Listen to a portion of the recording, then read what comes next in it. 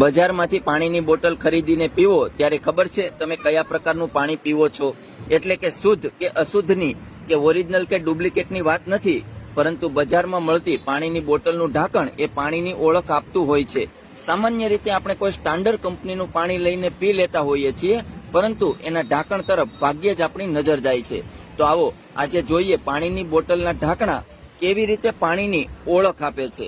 તો જ્યારે સફેદ રંગનું ઢાંકણું એટલે કે પાણી સામાન્ય પીવાનું પાણી છે. લીલા ઢાંકણનો અર્થ એ છે કે તે સ્વાદવાળું પાણી હોઈ શકે છે.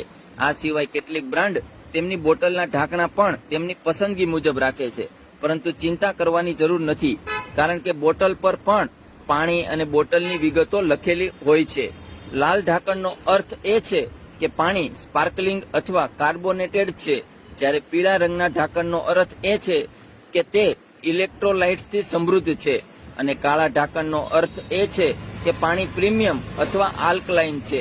ગુલાબી રંગનું ઢાંકણું સ્તન કેન્સરની જાગૃતિ દર્શાવે છે, અને આ સિવાય કોઈ પણ કલરનું ઢાંકણું ફ્લેવર્ડ વોટરનો નિર્દેશ કરે છે.